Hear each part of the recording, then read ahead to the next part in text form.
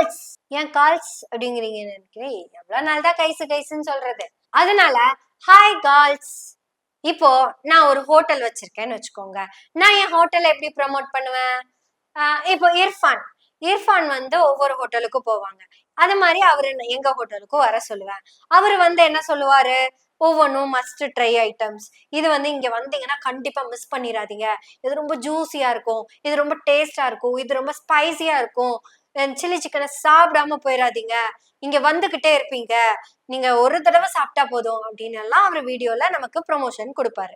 இப்படி ஊரா போய் ஒவ்வொரு ஹோட்டலுக்கா போய் டேஸ்ட் பண்ணி அதுக்கு ரிவ்யூ கொடுத்துக்கிட்டு இருக்கிற இர்ஃபானே ஒரு ஹோட்டல் ஆரம்பிச்சிட்டா எப்படி எல்லாம் ப்ரொமோட் பண்ணுவாருன்னு உங்களுக்கு நல்லாவே தெரியும்.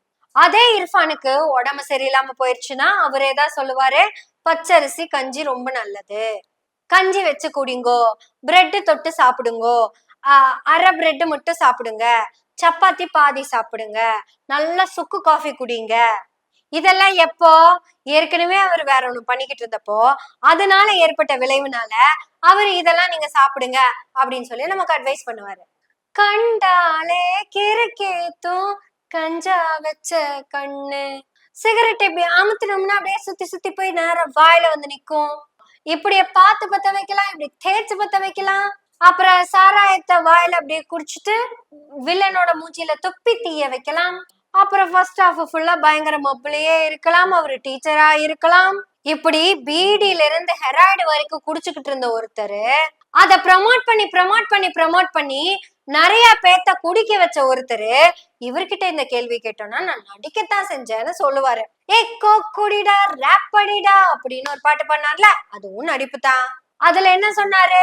வெளிநாட்டு குளிர்பானத்தை குடின்னு சொன்னாரு. சினிமால குடிப்பேன்னாரு. இப்படி தன்னுடைய வாழ்நாளில் 33 ஆண்டுகளாக செய்த தவறுகளுக்கு பிராயச்சித்தம் கேட்கும் வகையாக, அதுக்கு மக்களிடம் மன்னிப்பு கேட்கும் விதமாக ஸ்டார்ட் ரன் ஸ்டாப் ட்ரக்ஸ் அப்படின்னு சொல்றாரு. ட்ரக்ஸுக்கு யூ தான் போடுவாங்க, டிராகுக்கு தான் ஏ போடுவாங்க. அவரு ஏ தான் போட்டிருக்காரு. ஏன் இப்ப சிஎம் எப்படி பேசுற? ஏன் சிஎம் செஞ்சது சரியில்லையா அப்படின்னு நீங்க கேட்கலாம். சிஎம் செஞ்சது 100க்கு 100 சரிங்க.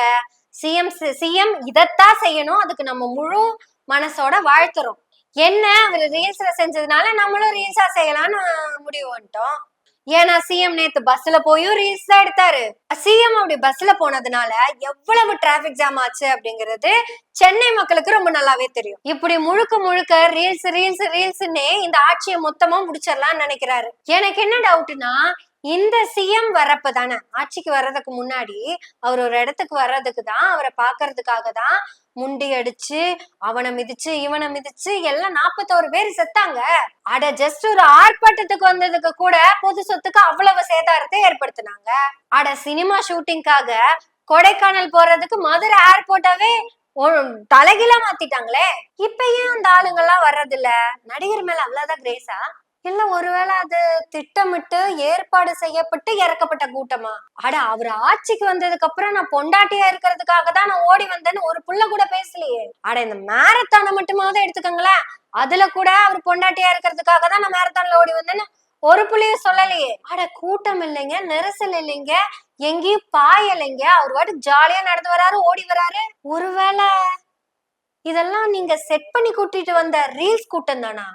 ஏன்னா அவங்க வீட்டுல ஒருத்தங்களா நினைச்சவங்களா, அவங்கள பாக்குறதுக்காக தான் அவரை பாக்குறதுக்காக தான் எல்லாரும் ஓடி வராங்க, அவரை பாக்குறதுக்காக தான் வேலை வெட்டி எல்லாம் விட்டுட்டு ஓடி வராங்க, அவரை பாக்குறதுக்காக தான் எக்ஸாமுக்கு கூட போகாம ஓடி வராங்க. ஆட சந்திரசேகர் கிட்டே ஒரு புள்ள சொல்லிருக்குங்க, நான் விஜயத்தான் கல்யாணம் பண்ண போறேன்னு. ஆட நாமக்கல் மீட்டிங்ல வச்சு ஒரு அக்கா சொன்னாங்கல்ல, நான் இப்ப கூட அவர்தான் லவ் பண்ணிக்கிட்டு இருக்கேன்னு.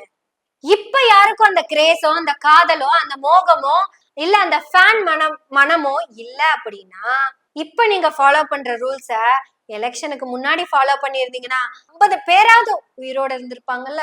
சமீபத்துல நம்ம தமிழ்நாட்டுக்கு டெபுட்டி கலெக்டர் ஒருத்தருக்கும் வந்தாங்க, அது பயங்கர வைரல் ஆச்சுங்க. தீப்பிழம்பை பிளந்து வந்தவள் அப்படின்னு எல்லாம் போட்டிருந்தாங்க.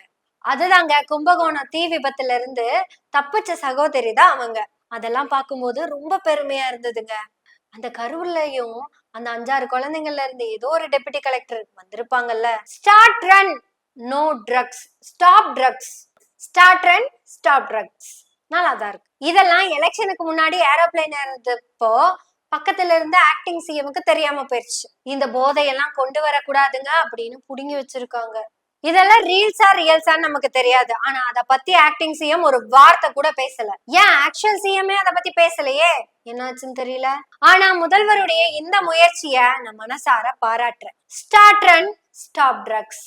ஓடுங்க ஓடுங்க, தப்பே கிடையாது. இது ரியலா பண்ணிருந்தீங்கன்னா மகிழ்ச்சியா இருந்திருக்கும். ஆனா இத ரீல்ஸா பண்ணிட்டீங்களே, அதான் வருத்தமா இருக்கு. இது எப்படி ரீல்ஸ் ஆகும் அப்படின்னு கேட்டீங்கன்னா, இன்னைக்கு சோசியல் மீடியாவை எடுத்து பாருங்க. அது ரீல்ஸா ரியல்ஸான்னு உங்களுக்கே நல்லா புரியும். ஒரு குழந்தை பேசி இருக்குதுங்க, பட் அந்த வீடியோ நம்ம போட முடியாது. என்ன சொல்லியிருக்காங்கன்னா, ஆக்சுவலா நான் ஒரு மேரத்தான் வின்னர், நான் 2-3 மேரத்தான்ல பார்ட்டிசிபேட் பண்ணியிருக்கேன். ஆனா இதுல என்ன கலந்துக்க விடல.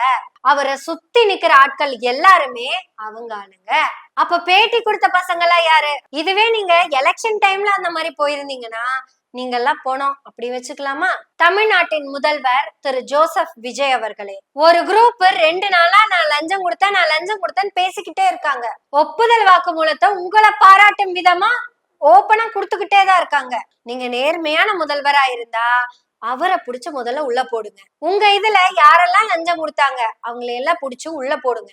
உங்க இதுல என்ன, உங்க கட்சியில இல்லைங்க, இந்த தனியார் பள்ளி தாளாளர்களை பத்தி பேசிக்கிட்டு இருக்கேன். அவங்கதான் நாங்க லஞ்சம் கொடுத்தோம்னு சொல்றாங்கல்ல, கொடுத்தது தப்புன்னு தூக்கி உள்ள போடுங்க. ஏன்னா கல்வி சேவை செய்ய வந்தவங்க குறைஞ்சபட்சம் லஞ்சம் கொடுக்க கூடாதுங்கிற அறிவு கூட அவங்களுக்கு இல்ல. அவங்கதான் அறம் செய்ய விரும்புன்னு சொல்லி கொடுக்குறாங்க. அவங்களே நான் லஞ்சம் கொடுத்துதான் ஸ்கூலுக்கான சர்டிபிகேட்டை நான் வாங்கினேன் அப்படின்னு சொல்றாங்க. அதனால அவங்கள முதல்ல அரெஸ்ட் பண்ணுங்க. அவங்களோட ஸ்கூலை பேன் பண்ணு. அந்த பேன் பண்ண அந்த ஸ்கூலுக்கு குழந்தைங்களை எல்லாம் கூட்டிட்டு போய் நம்ம கவர்மெண்ட் ஸ்கூல்ல சேர்த்திருங்க. அதுக்கப்புறம் ட்ரக்ஸுக்கு வேண்டி நீங்க ஓட வேண்டிய வேலை இருக்குன்னு நினைக்கிறீங்க? போதை கலாச்சாரத்தை ஒழிக்கிறதுக்காக ஒரு நாள் ஓடினா போதும் அப்படின்னு நீங்க நினைக்கிறது உண்மைன்னா சரி அப்படியெல்லாம் நீங்க நினைக்க மாட்டீங்க. இது ஒரு இனிஷியேட்டிவ் தான். இந்த இனிஷியேட்டிவ உண்மையாலுமே நாங்க பாராட்டுறோம். ஆனா மேரத்தான் ஓடினவங்க மேல எல்லாம் எங்களுக்கு சந்தேகம் இருக்கே. நீங்களே ஆள் செட் பண்ணி கூட்டிட்டு வந்து ஓடுறதுக்கு பேரு மேரத்தான் இல்ல நாங்க அப்படியெல்லாம் செய்ய மாட்டோம். எலெக்ஷன் கேம்பெயின்ல உங்களுக்கு அவங்க எப்படியெல்லாம் இருப்பாங்க அப்படின்னு நிறைய பேர் ரீல்ஸ் போட்டாங்கல்ல, அவங்களை எல்லாம் மறுபடியும் புடிச்சிட்டு வந்து இப்ப ரீல்ஸ் போட சொல்லுங்க. என் மேல எக்ஸ்ட்ரா மேரிட்டல் அஃபேர் வைக்கிறது தப்பு, அதுவும் ஒரு போதை. மேரிட்டல் அஃபேர் மட்டும்தான் இருக்கணும், எக்ஸ்ட்ரா மேரிட்டல் அஃபேர் இருக்க கூடாது, அதுவும் ஒரு போதை தான். அந்த எக்ஸ்ட்ரா மேரிட்டல் அஃபேர் அப்படிங்கிற அந்த போதையும் கொலை செய்ய தூண்டுது. ஏன் நியூஸ் பார்த்தா தெரியுமே, செஞ்சுக்கிட்டே தான் இருக்காங்க, கொலைகள் நடந்துகிட்டே தான் இருக்கு.